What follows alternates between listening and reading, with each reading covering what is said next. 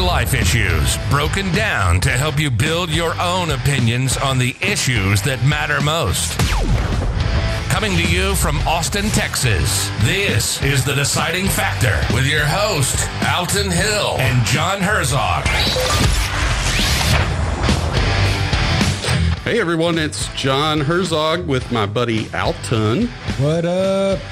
We actually have a special guest here today. We are going to discuss how what damage has been done by Obamacare, or also known as the Affordable Care Act, the ACA. But our guest is actually in the healthcare industry himself. He is a former military brat from Texas. He ended up moving to Phoenix, Arizona at the age 21 to start up his own marketing firm. From there, he ended up moving into the health insurance industry and has been there ever since. So we are going to welcome Peighton Burke. What's going on? Yeah. How you been lately? I've been good. Getting used to the new normals of life, like having to wear or be around a bunch of people wearing face masks in the grocery store. So that's been an interesting change, you know. Are you wearing them too or no? I'm not. So sorry if you think that's wrong. But I mean, from what I understand, I mean, you know, even if you touch your face mask one time, it kind of like eliminates the point of it. I don't know. I'm not an expert on it. I just don't think that, you know, especially with all the new information coming on now, I don't think it's that dangerous. I mean, it's like catching the flu almost. Yeah. So we actually just posted something on the Surgeon General that CNN posted, and he too says that wearing face masks could actually increase your chances of catching COVID, and that they would suggest that you really don't unless you already have it, then try to prevent the spread. There's several other articles, but yeah, so. Yeah, and it's weird because it's like, even before this whole coronavirus thing, like, it seems that people aren't very close community-wise nowadays. And now we have this whole coronavirus thing happening where you have to be social distancing. Everybody's wearing a mask. You can't see people's face. It's really off-putting to me because I think I like being close to people. I like getting to know people. I like talking to people. And I think that the stronger that essence is in the community that you live in, that the better everybody's lives will be. What about hugging? Are you a hugger? Sounded that did like sound maybe a pretty, little. It sounded a little tree huggerish, right? It's all about love. No. Do you want Biden? Do you want to hug? Do you want to hug, Alton? Is that why you're I'm a hugger. I just found out that there's a huge movement apparently for like bringing people together, kind of. You know, the website that you sent me, John. the guy the hug me guy. Yeah, I mean, it's free hugs. like, that's what it was. It's free hugs, but he's trying to, my understanding is, kind of bridge the gap between the animosity between people and police. And so he's a black guy. He's been around for years. Okay, yeah. So I'm just making it to the show, apparently. But, yeah, you know, he's trying to like say, hey, we're all humans here. Everybody needs a hug, and I'm all on that bandwagon for sure. Yeah, shout out to that dude. Yeah, he's a really great guy. In fact, there was an issue in Dallas several years ago. He was up there, and him and the APD chief, Art Acevedo, they ended up running into each other, and that was one of the first things I remember seeing on the national news was them two hugging it out. And it was great. I loved it. I looked him up, and man, the guy's awesome. But I do want to bring up the elephant in the room is, Peyton, you brought you a fanny pack today. What are you hiding in it? I'm not hiding anything. I do have a face mask in there just in case you're not allowed to go into a place without a face mask, because you know how like there's some stores where it's like you must wear a face mask. So I have a backup in there. But yeah, man, my wallet, my keys. I don't like to have stuff in my pocket. And the fanny pack started because my friend said that I wouldn't do it and that I wouldn't wear it in public. And when you tell me that I wouldn't do something, I accept that as a challenge. You're motivated. So we know how to motivate Peyton here. I rock it with pride. So shout out to anybody out there wearing a fanny pack. Nice. I'm here with you in spirit. Nice. Well, I actually do have another funny story, and it does have to do with one of my daughters again. So she actually went out and we had her wisdom teeth removed on Tuesday. And of course, they drugged her, knocked her out, and when she woke up, she was goofy as can be. So we were driving home, and she ends up telling me a story that, you know, she had 2 brain cells going into this surgery, and then afterwards she lost half of them, so now she has none. So you like that math? So I needless to say, I didn't argue with that, but I got it all on video. So if you get your daughters to get their wisdom teeth out, make sure you videotape everything afterwards. Yeah, I've just watched some YouTube that's just that, like people coming off of anesthesia. It may be some of the most entertaining content I've watched. You just like go down the rabbit hole. Well, that one, and then I don't know if I've mentioned it on the podcast, but another one lately I've been watching is news bloopers. I can't get enough of that. The live news bloopers, you know, because apparently some people... Are you talking about the ones where they slip up and say other things, or... Just search news bloopers on YouTube. There's everything you can imagine. Now I know what I'll be doing at midnight tonight while I'm laying in bed. Man. So this topic, we want to try to keep it from being one of those boring benefits meetings that you have at exactly. We don't want it to be like that, because there's a whole lot of actual things you should know, where you stand currently with your health insurance, and how all this COVID mess has messed a lot of people up. And really, I think you need to be aware, because you need to talk to people about this. It needs to be a concern from what I've known. But we're all concerned with our health, right? Right. And our money. And your money. It turns out this is applicable to everybody. Yeah. For sure. So I guess let's get into it first with, let's talk about, there were originally 2 types of health insurance that most people know of, which is HMO and PPO. Mm-hmm. But I believe there's now a new one? Yeah, there's a new one. EPO? Right? EPO. Yeah, so that's a newer one that's been becoming more and more prevalent. So I always have people asking me to dummy down these acronyms and what it really means.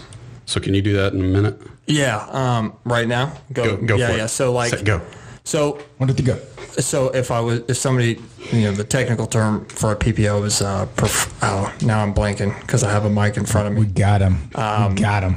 Preferred provider organization, but that doesn't really mean anything. It's just like, essentially a PPO plan is used to be more prevalent, and that was what gave you the ability to go wherever you wanted to go. And that right to go wherever you want to go has slowly been taken away more and more and more over the last 10 years, right?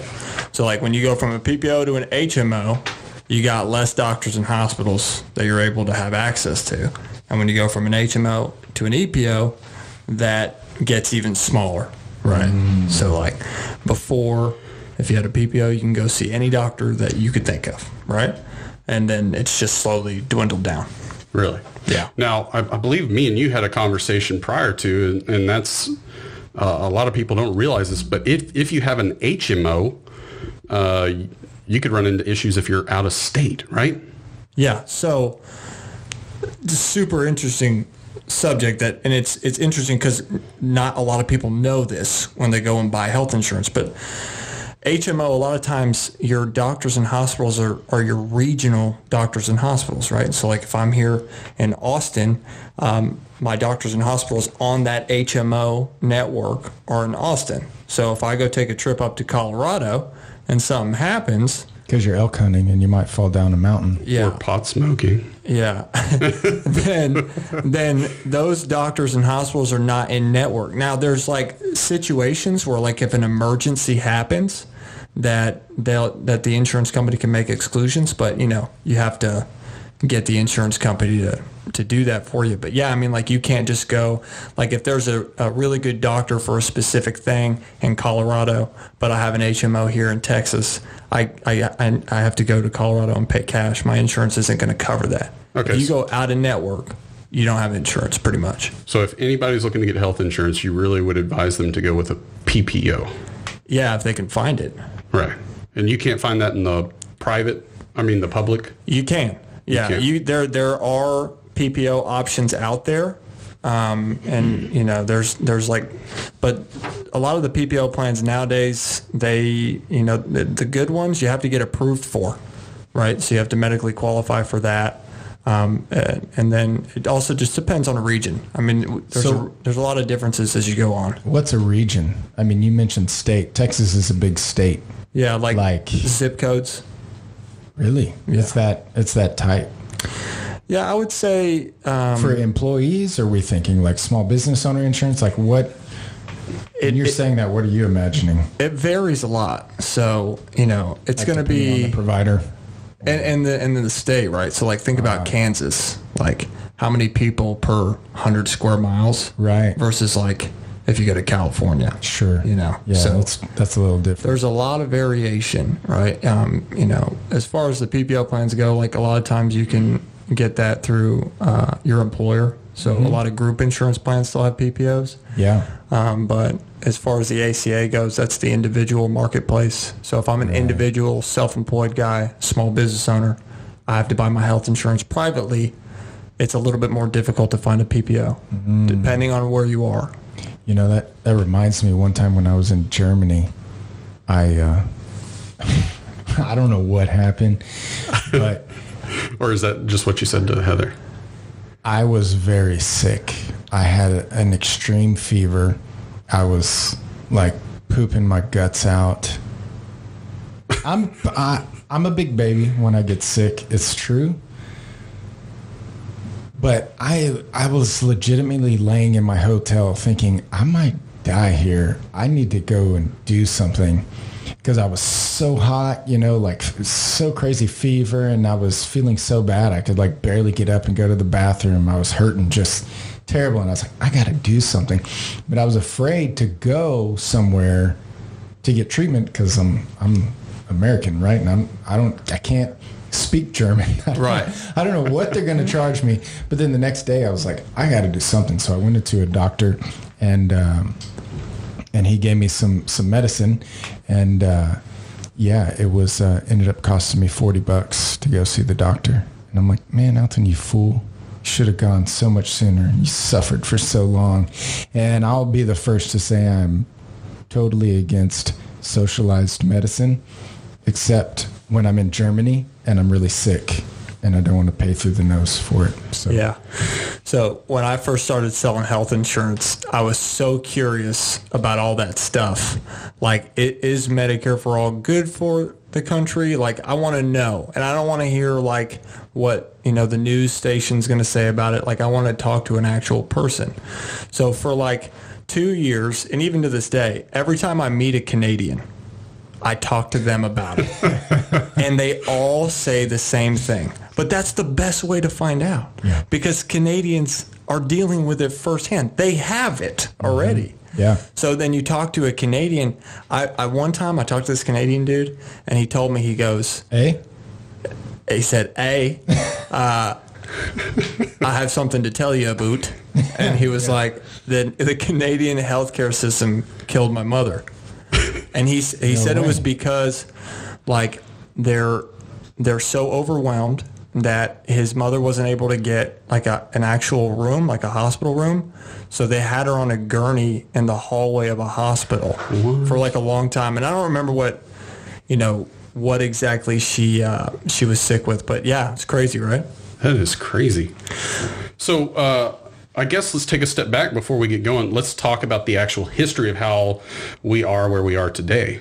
So the ACA is called Obamacare. It was signed and put into legislation by him and, of course, Congress and the Senate. But that started, he got elected in 2008. But Obamacare, I don't believe, actually went into effect till sometime in 2010, right? Correct. So before that, it was private insurance and public insurance, and that was it, or uninsured. But then they brought in, like Alton was. But then when Obamacare came in, it's actually part of the public healthcare system. It's just what they call the marketplace, I guess. Yeah, healthcare.gov. Yes. You go on the website and, all the people in your area that have health insurance individual plans are on there, and you just put your information in and you see what you get. But you can keep your plan if you want to.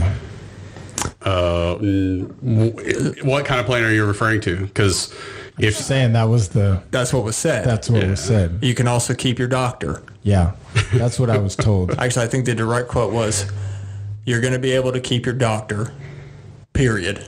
Yeah. Let me see if I can do it. It's been a while since I've done an Obama impression. You won't do it. No, I can't. I can't do it. It's been like probably like a year. because you wore that fanny pack coming in here today.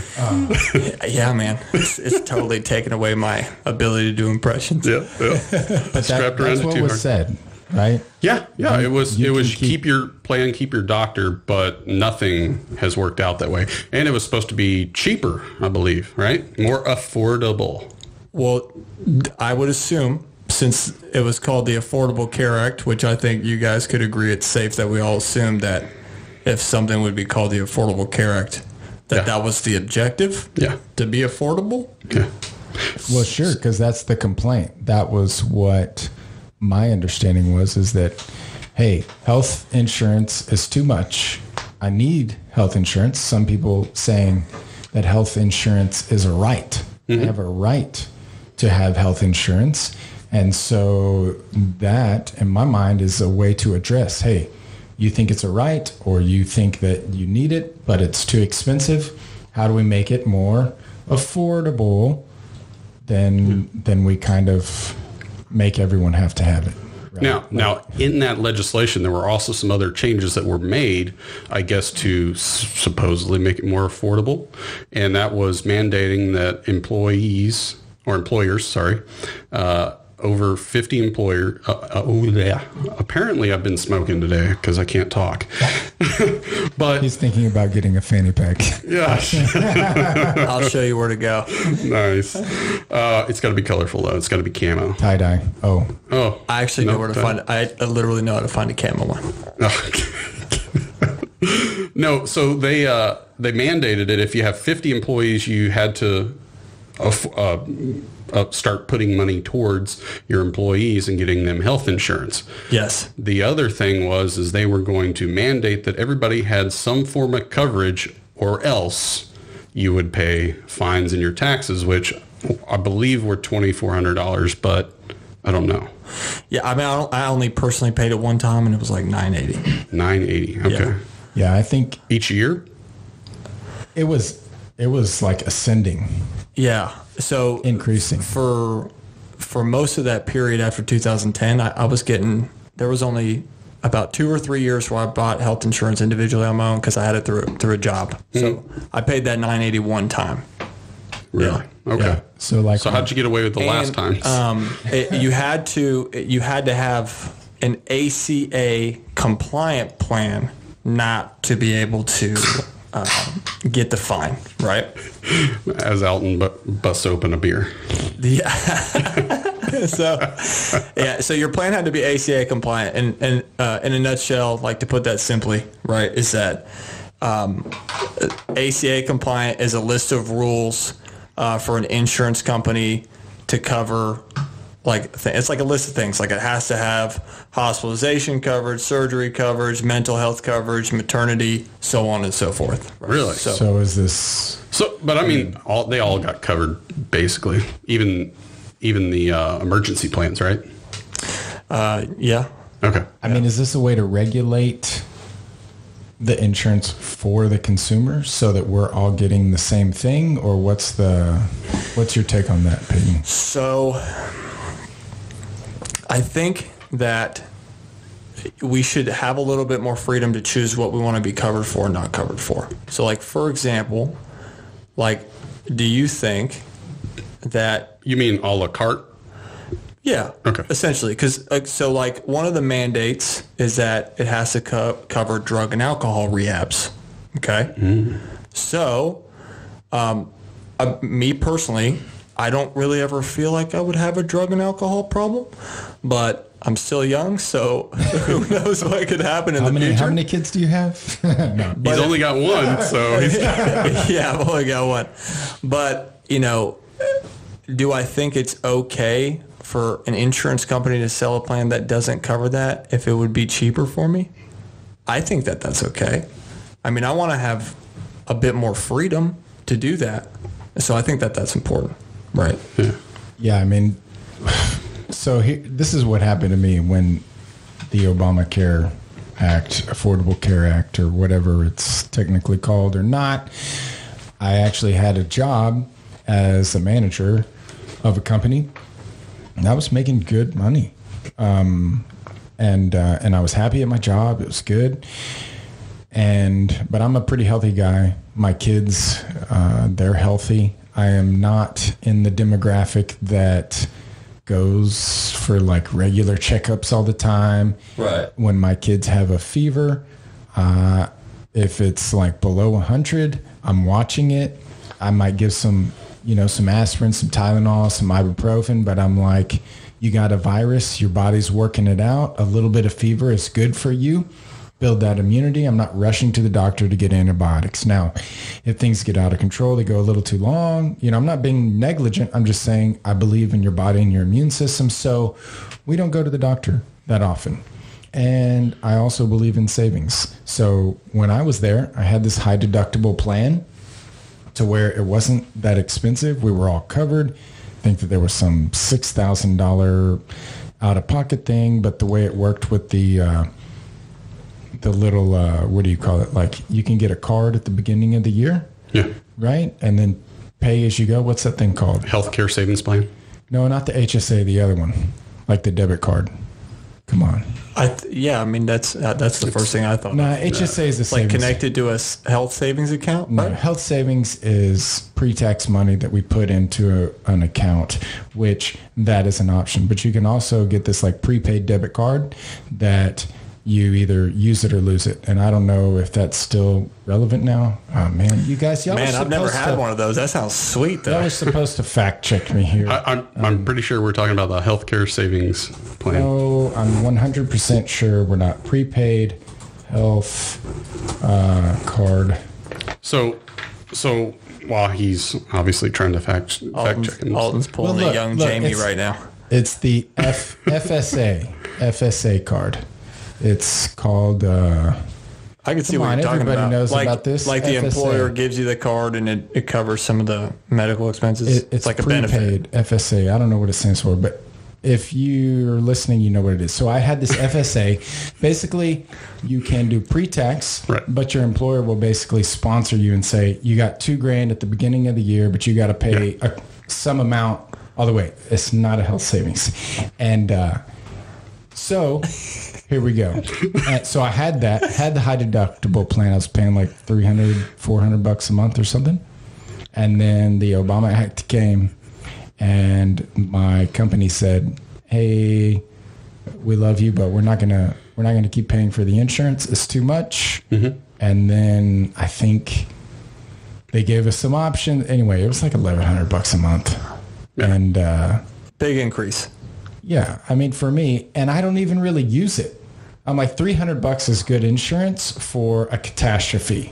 Totally. And then this FSA I can use for copays or Tylenol or like whatever, man. Right? You got $2,000. That's a pretty good deal. Yeah. And you could adjust it to whatever you thought. But if you didn't use that at the end of the year, then Taxman keeps it. Got to stock up on ibuprofen. Well, yeah, but they even put limits on that. So anyhow, this is what happened. It went to $1,100. And I was sitting there going, I could buy a house and pay a mortgage for that. There's no way I'm paying that per month. I'm just not.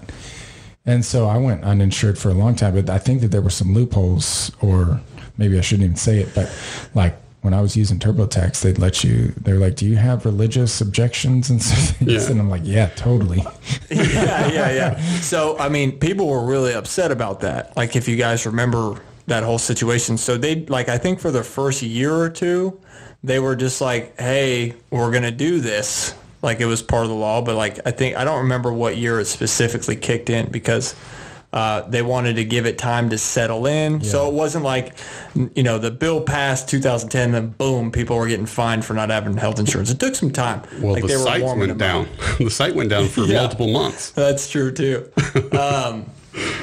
But, yeah, so, I mean, it wasn't an immediate thing. But I remember, 2014, when I signed up for it, you used to go on there, you put all your little information in there, like your age and all that, and then it would pop up with the plans, and you choose a plan. And there was a little slide bar on the side for a tax subsidy, right? At the time, I'm like 23, and I'm barely making, who knows, like $30,000 a year or something like that, $40,000, wow. Just in doing sales jobs and all that stuff, and so I put my income at like $35,000.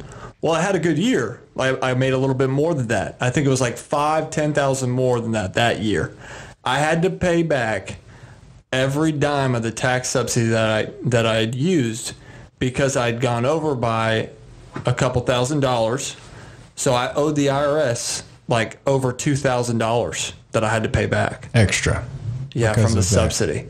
So at me, 24-year-old male who's healthy, my real cost of insurance was $300 a month for a catastrophic Blue Cross Blue Shield plan that I never used because I didn't go to the doctor like you're saying. If I get a fever, dude, I just sweat it out. I put sweatpants on, get under the covers, and drink Gatorade. Yeah. You know what I mean? Sure. So, So that, I think that was my big, and I've had a lot of these conversations because I think of myself as someone who loves other people and who cares for other people.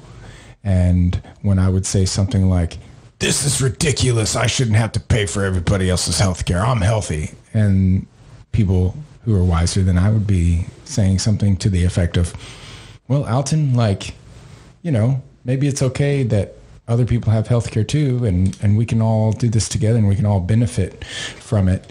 And I totally get that. My opinion is that should be what the church is doing. Like us as individuals, like, hey, John, I got to go to the doctor, man. You mind spotting me 50 here or $5,000? Something like that. But not the government coming in and saying, hey, you're 23, you're healthy. You need to pay for everyone who's made possibly bad health choices, bad life choices. And now they have to go to the doctor constantly. And, hey, look, we're all Americans, so you have to pay too. That's a tough one for me. Yeah, well, there's 300+ million Americans. I mean, you got to imagine how difficult is it to implement a plan like that for that many people? Oh, it's easy. Like, just look at the government's retirement plan, right? Yeah. Oh, yeah, Social Security. It's working out great, isn't it? Dude, my Social Security is like $5,000 right now. I could retire in a couple of years. I don't know. It's I'm worried about that. But what about some of the good stuff though that has actually transpired from this? What would you say are the top things? So what I would say, when this all started, right? In 2010, I was 18 years old, right? So, and at the time I wasn't in the insurance industry, so I wasn't paying too much attention to it. And I remember them talking about how people with pre-existing conditions were now going to have better access to coverage. And, me being young and not really knowing very much, I was like, I think that's cool, Yeah. Of course, like what you're saying, Alton, I want people to be okay. If you have diabetes, or some type of pre-existing condition, especially if you were just born that way and you didn't even have control, I feel for you, dude. I hope that you get good health insurance. I want you to be able to get good health insurance. Mm-hmm. And, if I could help a person out in that situation, if I had the power to do that, I'd do that. But the longer I've been in the insurance industry and the more I've learned, that was really just it was almost like a tagline that they pulled to sell the idea of the ACA, because people with pre-existing conditions had access to health insurance beforehand.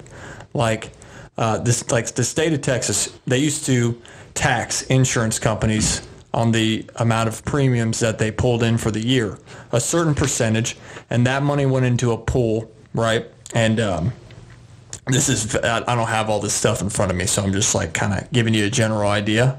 I might need to be fact checked on it, but they would tax the insurance companies, and then that money was used to create a pool to where if somebody got declined when they applied for health insurance, I think it was required by law that the insurance company had to tell them where they could find coverage that they would qualify for, and there were state-sponsored like plans in a sense, right, that would cover people with pre-existing How would conditions. you access that? How would you access it? Yeah. I mean, apparently they would give you the information if you were ever to be like declined for a health insurance plan. They would give you that information, and you would be able to call somebody or something like that. Yeah. So perfect example is, I got furloughed, let go.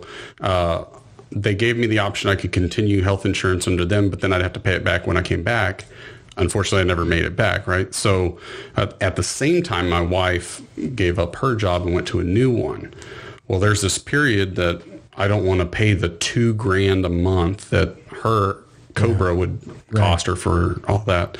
And so it was like, okay, well, we need to get healthcare coverage. So I called someone like Peighton, and I filled it out online trying to find something like einsurance.com or whatever, which it sounds like that's probably not the best way to do it. Don't do that, please. Like that whole, there's like a whole industry of like people that do like internet leads. If you ever need help with health insurance, do not put your information online unless you want 100 people to call you. Yeah. Maybe we can get a bidding war going, and I can get the best rate. If 100 were the only number of calls I'd gotten, that would be nice. They all push like certain products and stuff like that. So plus you can't really bid on health insurance. It's kind of like set by the state, the prices. Oh. Yeah. So I made that mistake and went that route instead of talking to him. So I paid for it. But right away, it's like, there's certain incidences that me and the wife have gone through health-wise, even though it may not be our fault. And so we've been given drugs that automatically disqualified us, right? What? Muscle relaxers, anti-inflammatories, certain ones like Flexeril is a number one ixnay on the private coverage or the normal public sector, not Obamacare, right? Right. So Wait, say that again. So, John, you smash into me with your car. You wreck my back. I go to the doctor. They give me some pill because you wrecked my back, John. And now I'm looking for health insurance in the private sector, and they're like, hey, you took this pill. Well, private sector is going to be with your company, so you'd still qualify. But if you don't have a company, that puts you in the public sector, and your only option is a public health insurance, right?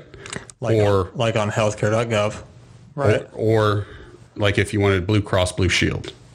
Yeah, so Blue Cross Blue Shield is on the marketplace, right? So like on healthcare.gov, you're being insured by a private insurer, like Blue Cross Blue Shield and things like that. But there are, I don't know how else to explain it besides public and private. Like I understand what you're saying by that, but like they're technically all individual health insurance plans, even if you get it like an ACA compliant one on the marketplace, or you get it from a different company that's operating outside of Obamacare, they're technically all private.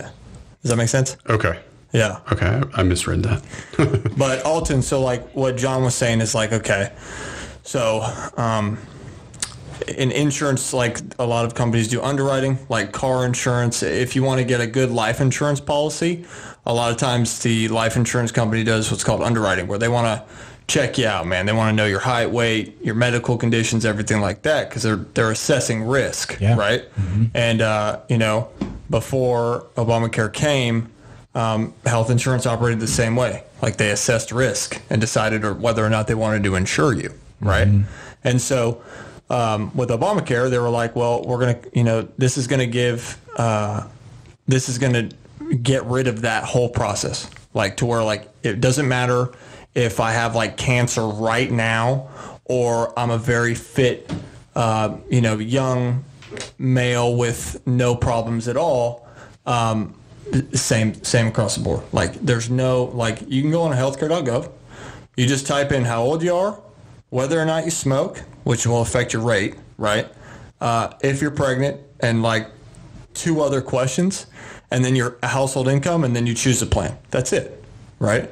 So like so think about like from Blue Cross Blue Shield standpoint. If I have cancer right now, and like you have to wait till open enrollment, November comes around, and I can go and sign up for a Blue Cross Blue Shield plan right then and there. They can't decline me if I have cancer. So I'm going to get their plan, and then they're going to pay for all my medical bills once I meet my deductible and my out-of-pocket maximum, right? Which you can adjust when you buy the plan. Yeah, because you can buy, like, they're all set out, like, different levels of plan. Like, there's, like, bronze, which is, like, catastrophic, all the way up to gold, which is, like, what they call a Cadillac plan. You know what I mean? Yeah. But, like, okay, so think about that so here's the issue that we're running into that we'll really get into, right? So if you're a Blue Cross Blue Shield and people can do that, what do you think the response to that's going to be? I'm hiking my rates up, that's for sure. Boom. Dude, if I want to make any money. Yeah. Stay in business. Well, but because I took those pills, I couldn't qualify for any of the Blue Cross, Blue Shield, none of that. This is my only option was Obamacare. What year was it? Okay. This year. This year. Okay. And so, of course, we go into it and they're like, yeah, you'll be covered. Your deductible is this, and this. Your doctor's appointments will only be $20. Your RX prescriptions. The Cadillac plan right there. Yeah. It's really, really good. All of a sudden we sign up and guess what? You're not covered until you meet $8,000 out of pocket. And here I am. And what was the plan that you got? What company? Ideal Healthcare through Sindora. I'm going to check that out later. We'll check that out. We're going to have to talk? You going to hook me up? Is that what you're saying? Well, I want to look at it and see what's going on.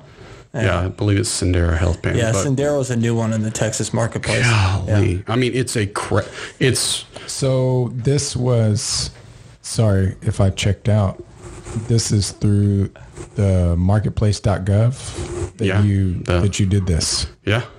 I even called them up and they set me up and explained it, this is the coverage you're going to get. But then when we got it, first doctor's appointment I make, they're like, it's all out of pocket.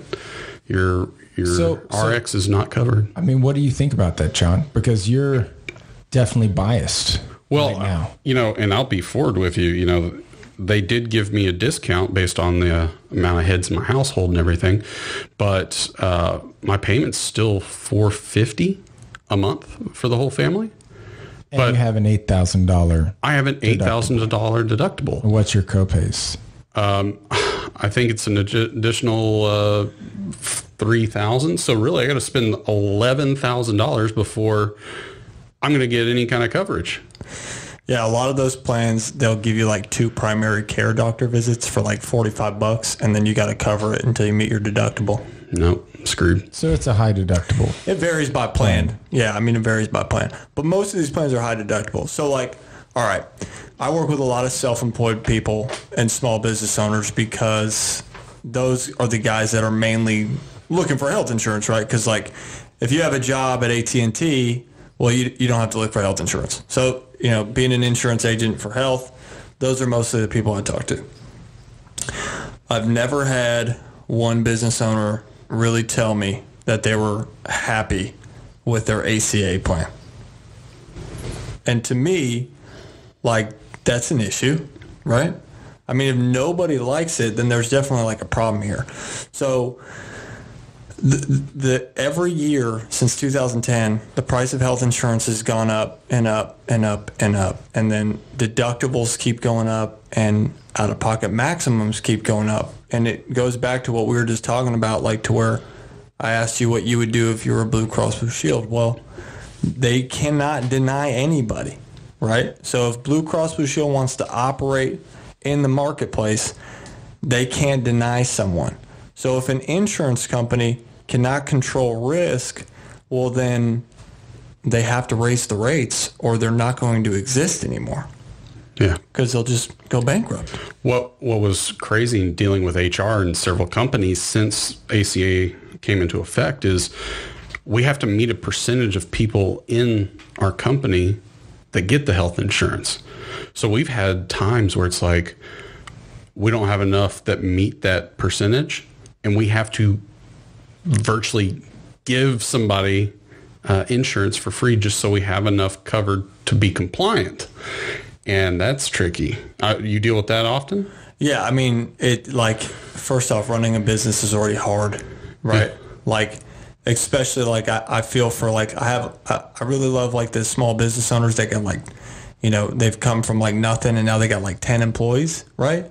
And of course, like when the more people you manage, the harder it is.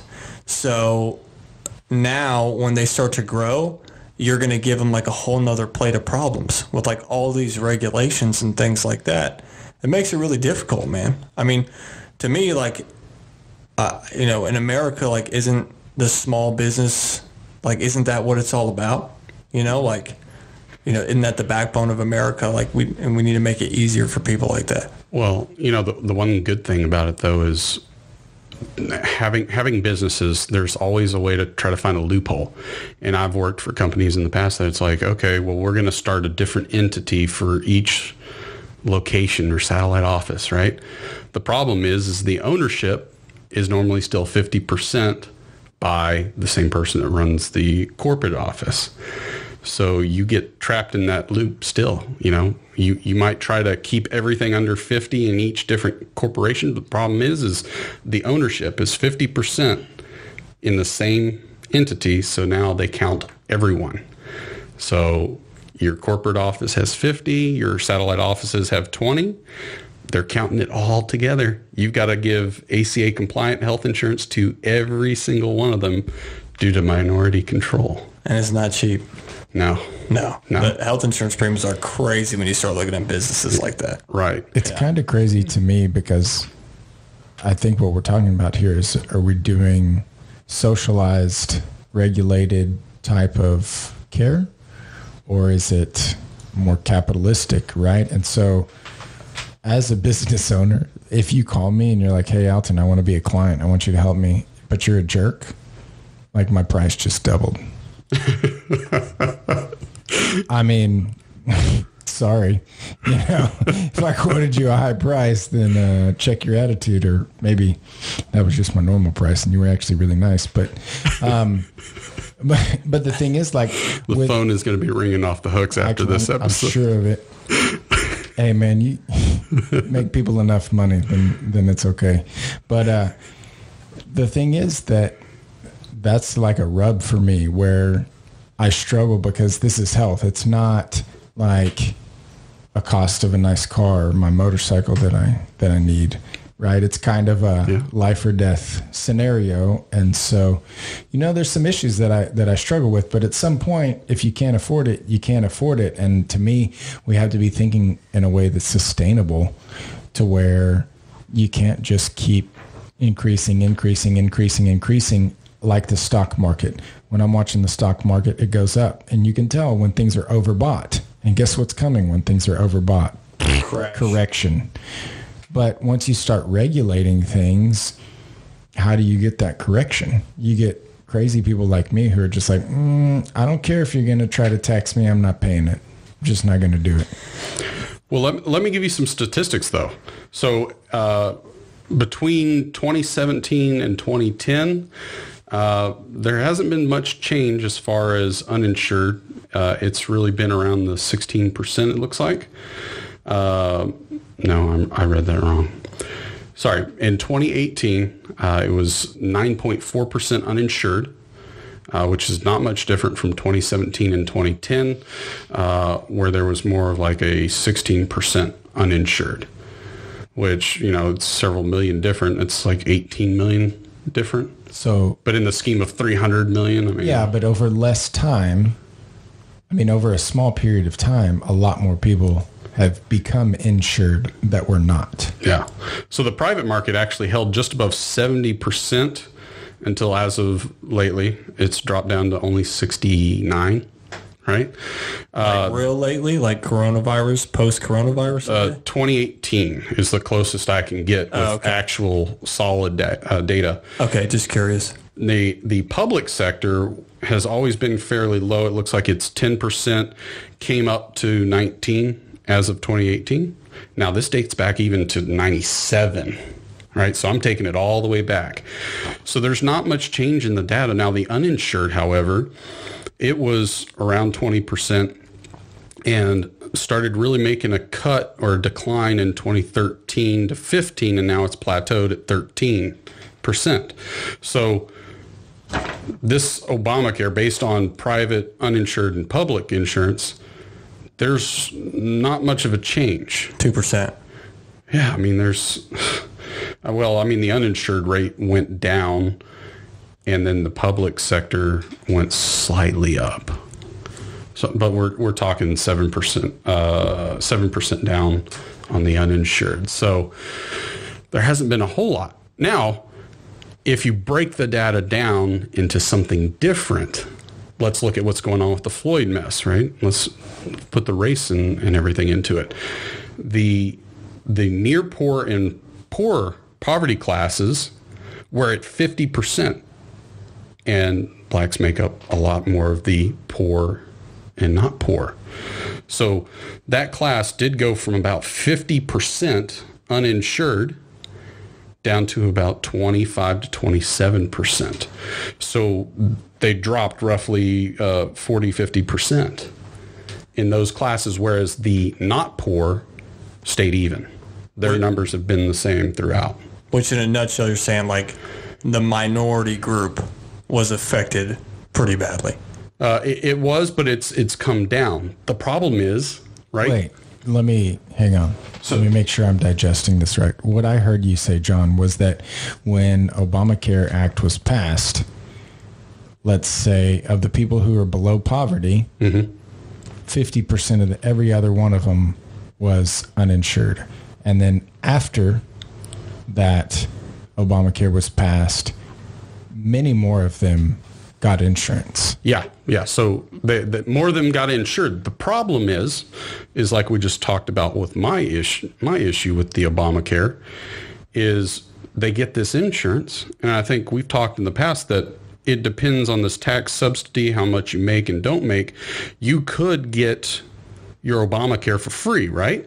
Yeah, if you're lower on the income totem pole. Right. So, but then we still all have the same issue, right? We have to meet. Which the deductibles and the out-of-pocket maximums are still pretty high, right? So, like, let me kind of break that down. Okay, so a lady I helped in Oklahoma, small business owner, right? She has her own daycare, runs her own daycare, right? Living the American dream, right? So they're making, family of four, I think they're making like $150,000 a year. Pretty sweet. All right. At that level of income, they don't qualify for a tax subsidy. They were paying like $2,200 a month for health insurance. Okay, the deductible was more than $5,000. Just for the family, not for all the kids in the daycare.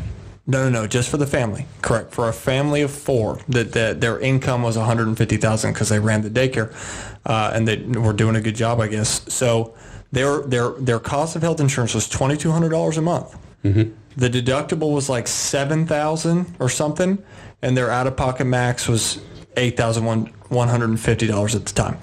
So that means, that this family right here is going to pay $24,000 in health insurance premiums over the course of 1 year, right? $24,000 on just premiums alone.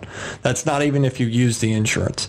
And then if, let's say, something happened that was catastrophic, they got to meet their deductible first, and then they have co-insurance, and they have like an out-of-pocket maximum, which would make their out-of-pocket roughly like about 15. It was like 13 to 15,000, as I remember calculated. So ridiculous. You're paying $24,000 a year in health insurance premiums, and then if you got to use it for something real, you got another $13,000 on top of that. So what's that? $37,000, right? And how much do you make after taxes on $150,000? Well, I mean, my question is look, if you rack up $1 million in medical bills, spending 35 is not too bad. Yeah, but what we're talking about is the poverty level. I mean, we're talking about the poor, not poor. Yeah. So that's how the next one. They're screwed. They're screwed no matter what, because even if you get your free Obamacare, you got to come up with $8,000 for your premium, and then another $3,000 or whatever for your deductibles, right?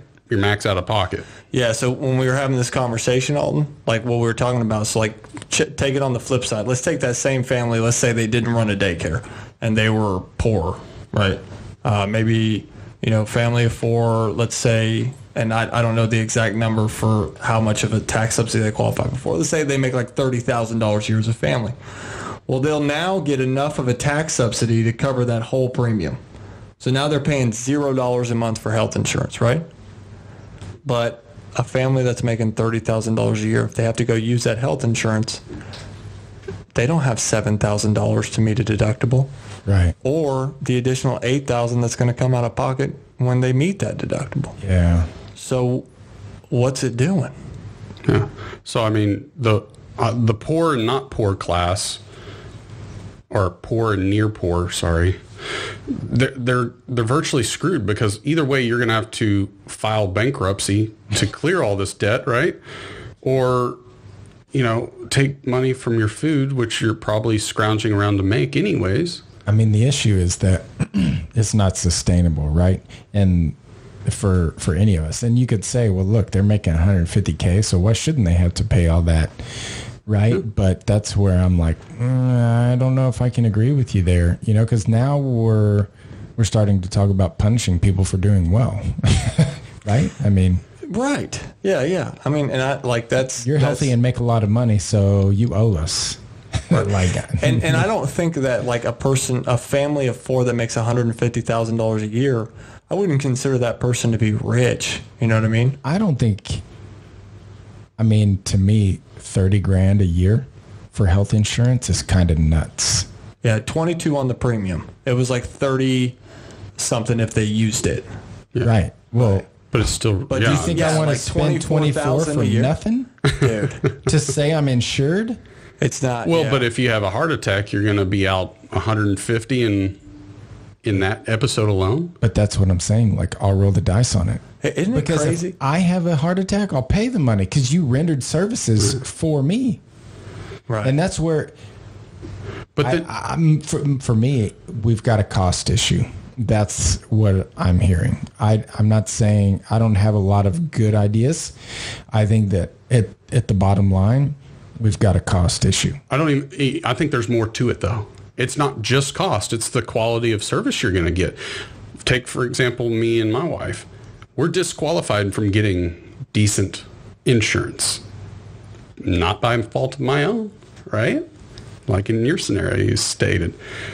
We're screwed. We have to stick with Obamacare, which means even me, and I'm going to tell you, I don't have $8,000 to fork over if me, my wife, or a kid goes in the hospital tomorrow or today.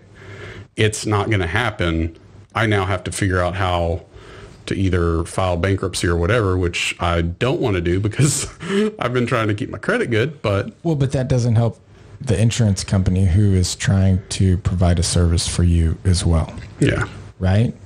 So, yeah. I mean, I think that the whole thing with Obamacare was trying to find something that was a little more sustainable and saying, hey, if you're making more money, you can spend more money for these people who aren't making more money or aren't making enough so that we can all have some amount of health care. Yeah. But at the end of the day, or if you had great health insurance right before COVID hits, now you don't qualify for decent coverage like you had before. And you do have medical issues.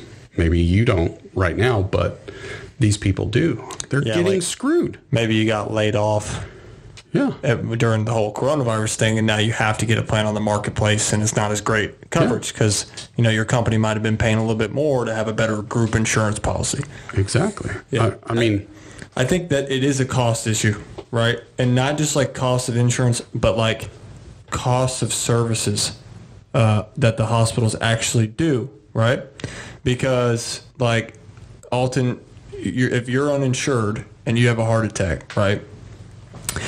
the hospital's probably not going to charge you as much as they're going to charge the company that insures me for health insurance. So like if I have a heart attack, I'm going to use my health insurance, right?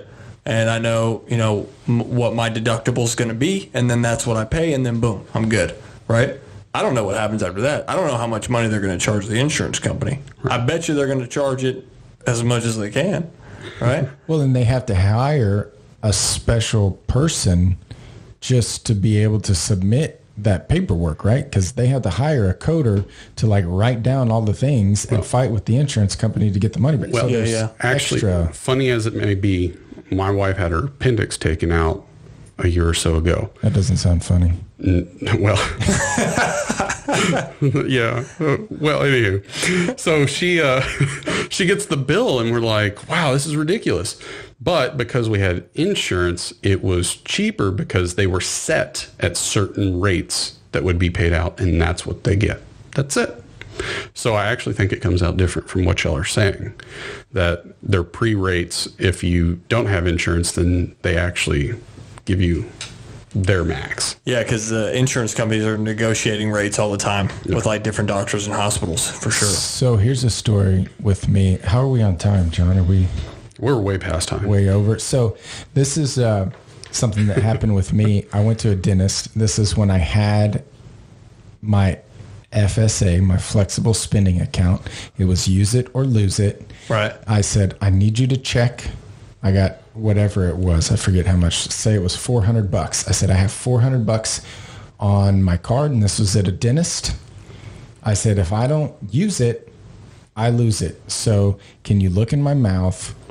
If I got 20 fillings that I need, tell me how much it's going to be for one or two, whatever the $400-ish is worth. And let's do that now. And in a couple months, I'm going to get another one and I'll come back. Right.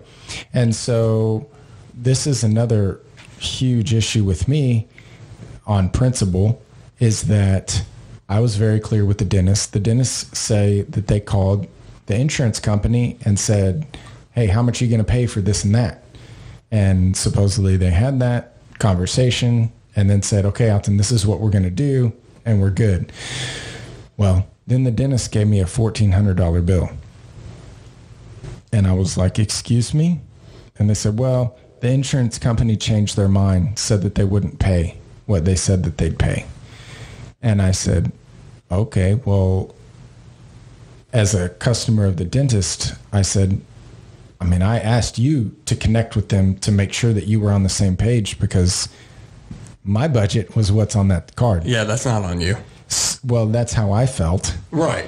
And I said, can we do something about this? Because and they're like, well, look, you signed the paper saying that the insurance could give us wrong information and that you were going to pay it anyway. Right.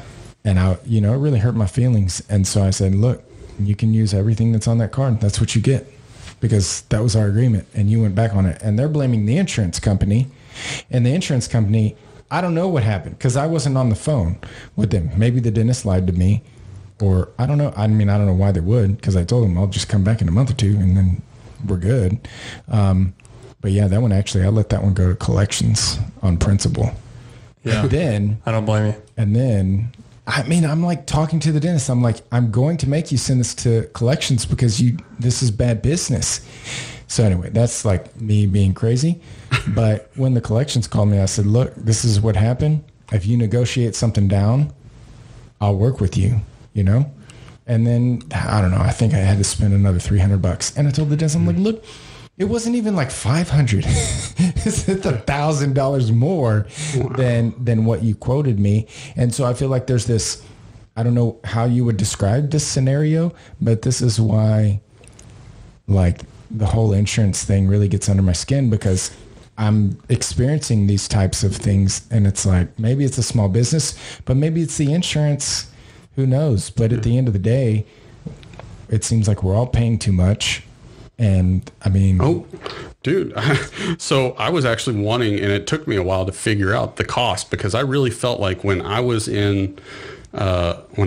younger, right? I just had my first kid, I felt I was paying so much less before any of this happened, which was around 2005. And so I did go back and check. For just me, I was only paying $150 a month for health insurance. $150. That's nothing. Yeah. I had my kid. You know how much I was paying then? $237.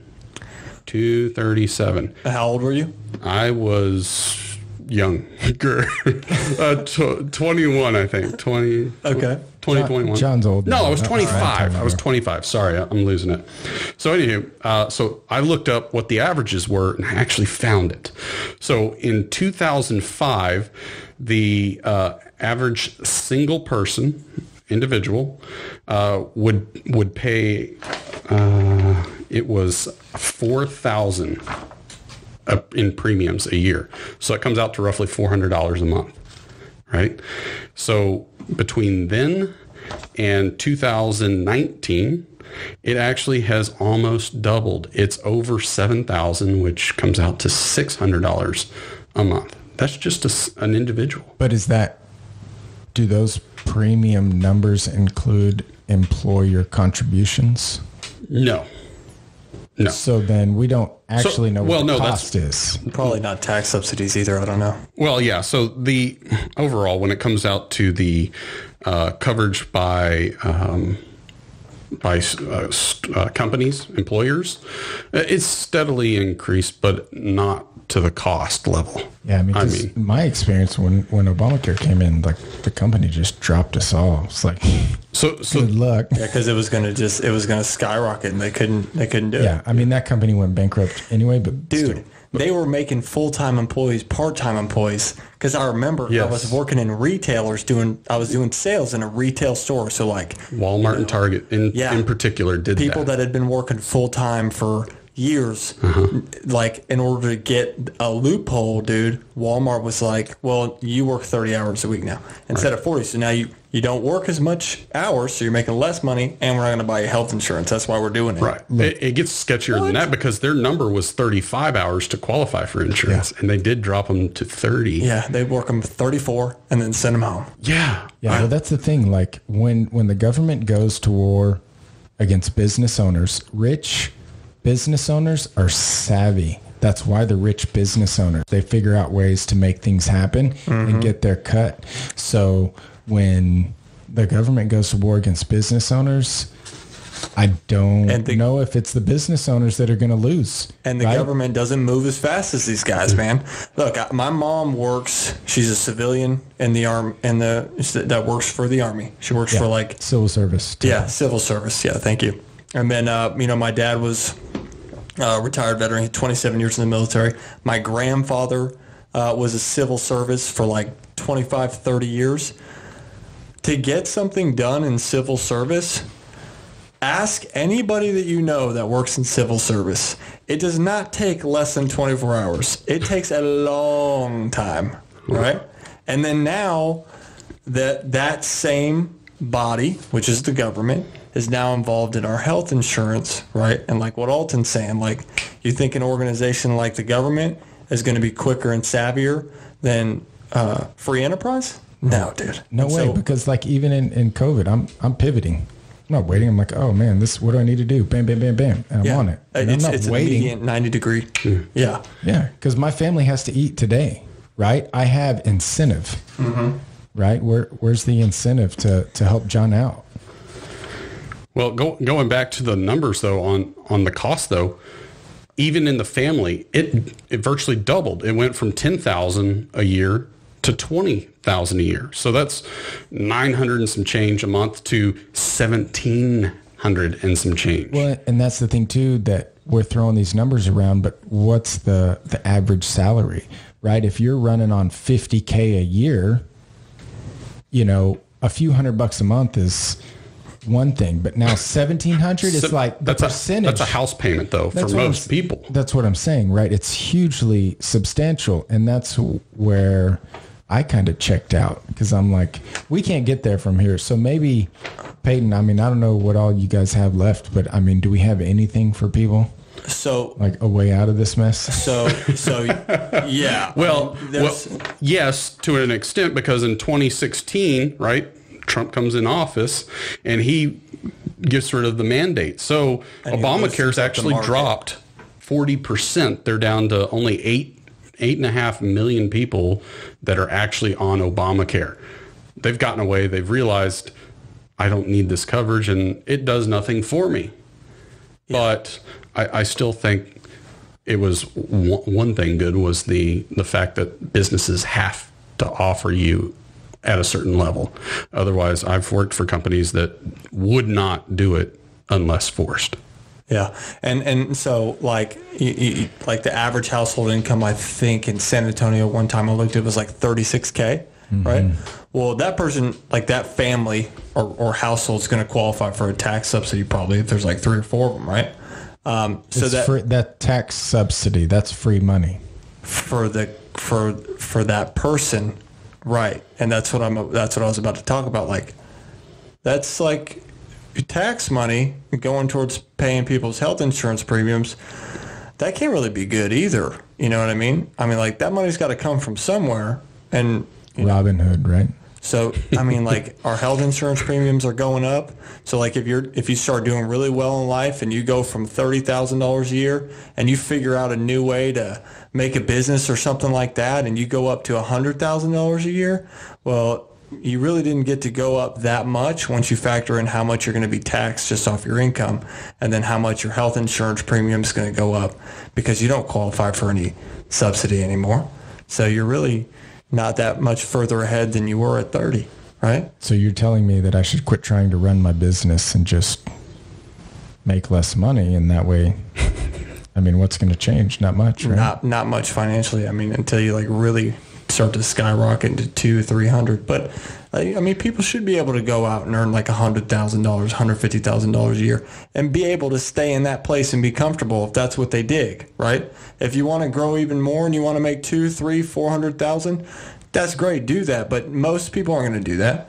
I mean, that's just a fact, right? I mean, it's just, that doesn't happen. Not everybody's like made to run a business that makes $500,000 a year or something.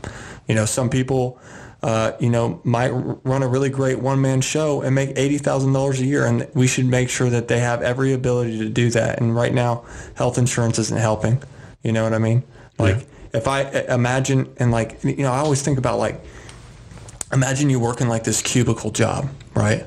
But you really love like working with wood or doing something like that. Like, when you get home from work, you're an artist and you like, you design things out of wood or whatever. And you decide one day that you want to be able to just do that for a living. That person, like, because you hate your cubicle job, right? Because nobody likes a cubicle job. So your job's making you miserable and you think of this idea and you're like, okay, I want to do what I love for a living.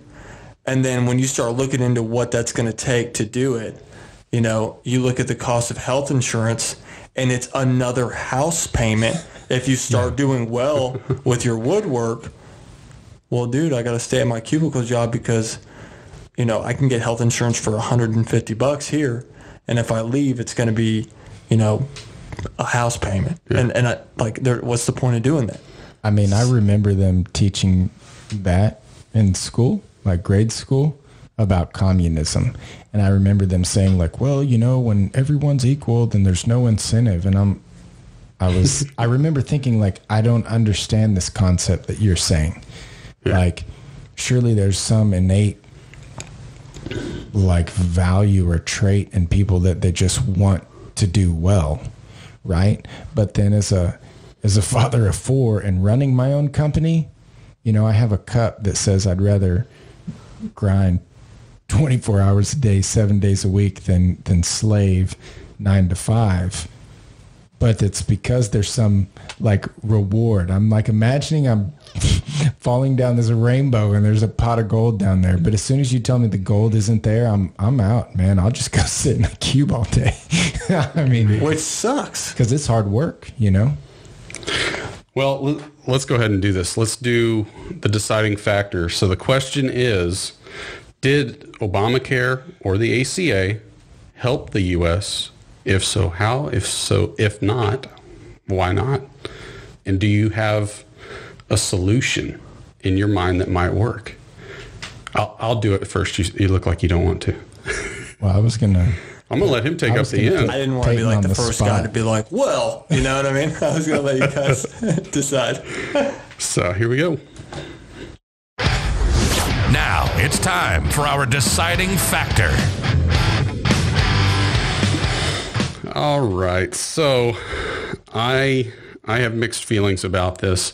I do think some good did come out of it. Like we talked about, it was, forcing some companies to get it who otherwise wouldn't.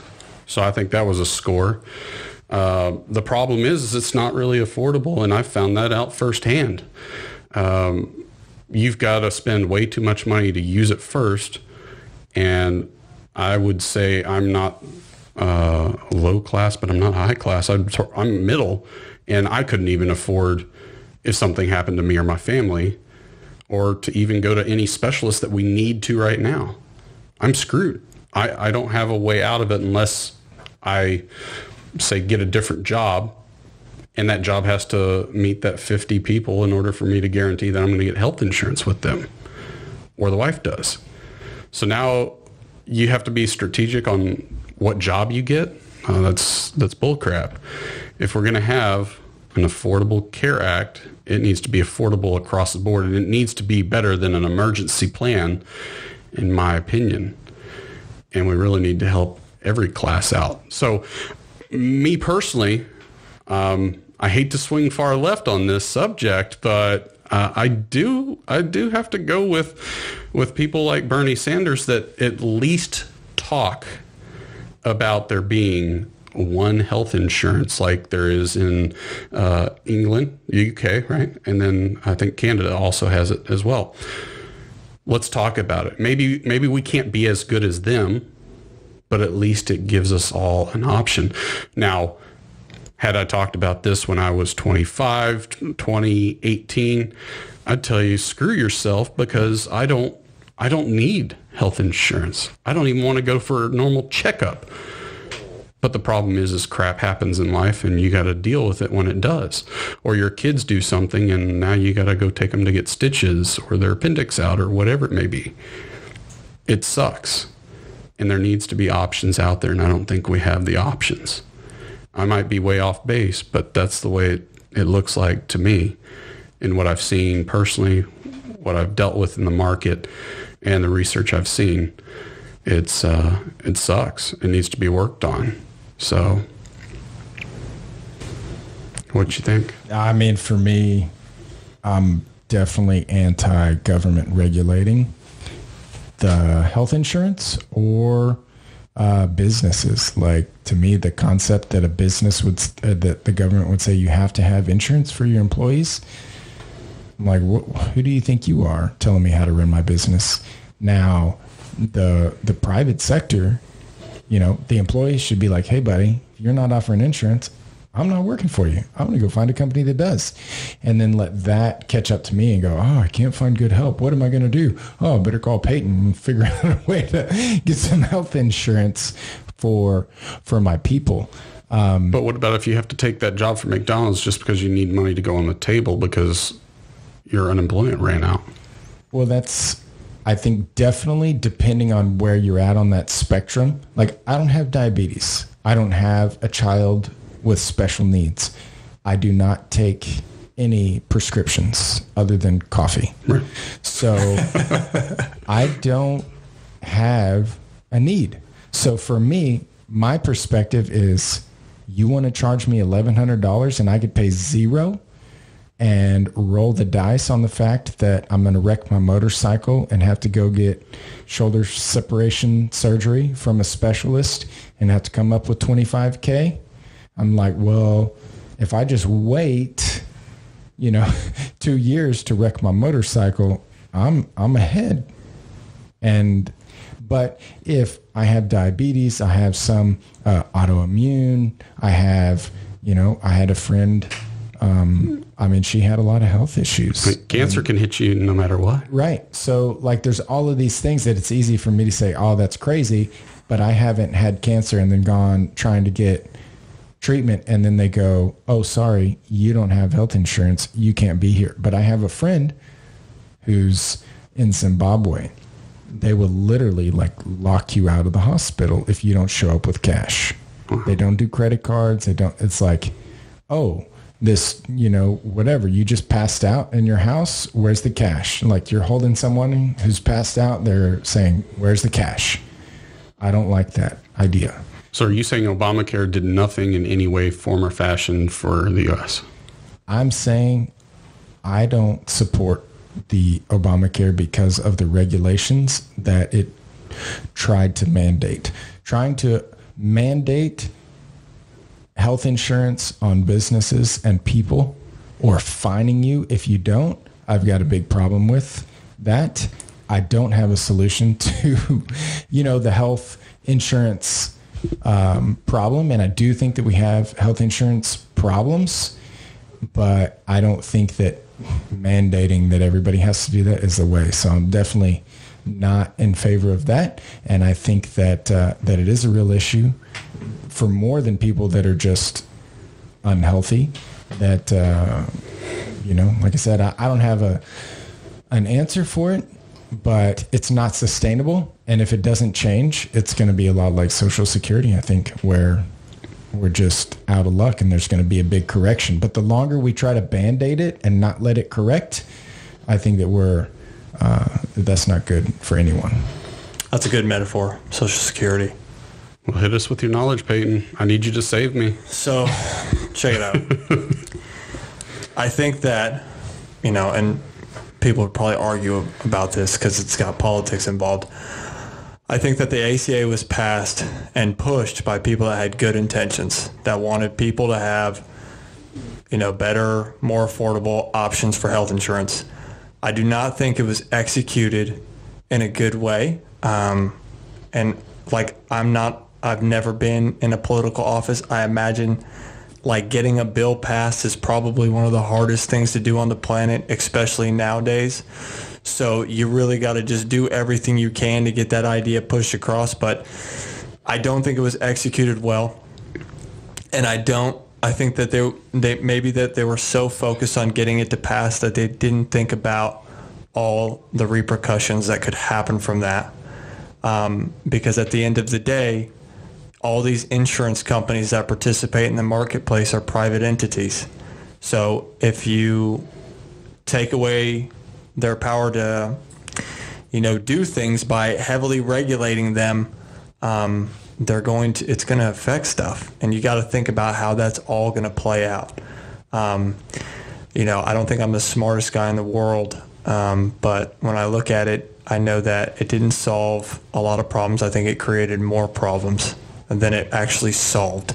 And I think that I don't think Medicare for all is really a great idea either, because I've only heard when people push that say that everybody has a right to health insurance, and that's not really a plan.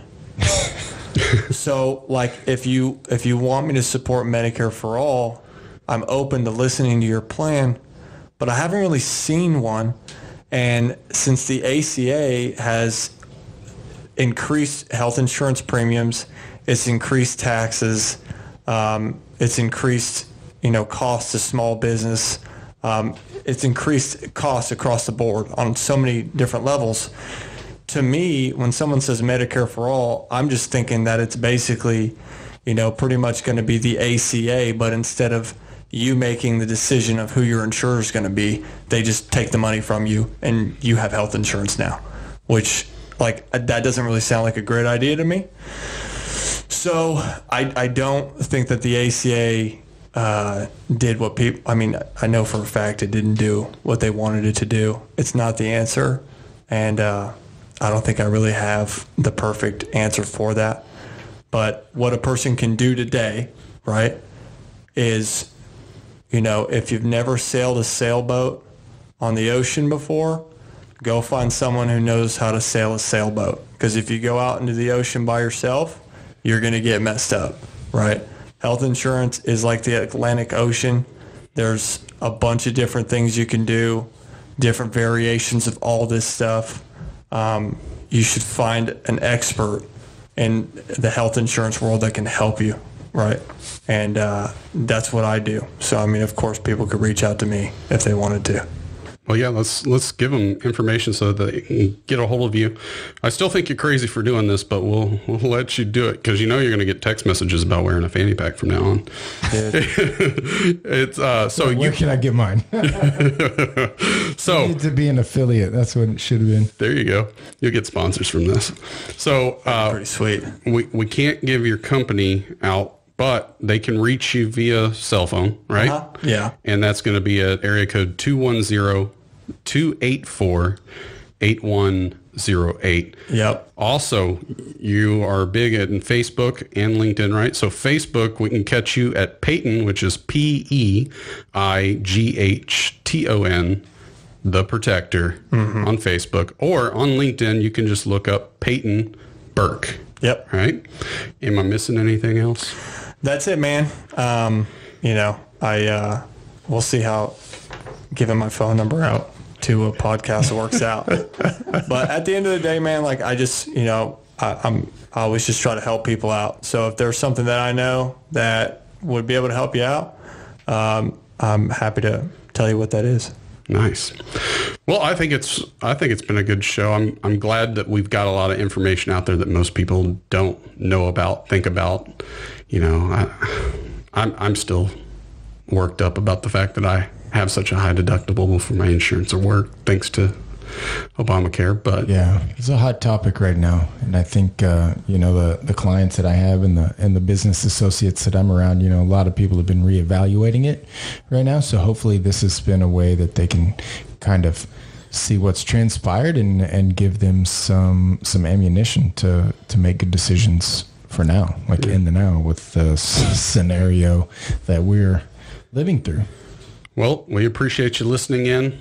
Don't forget to comment, subscribe. Let us know of topics that you want to talk about. If you know somebody that you want us to interview that has a big topic that they can speak on, we'd love to know at least. I don't know that we'd let them on, but you never know.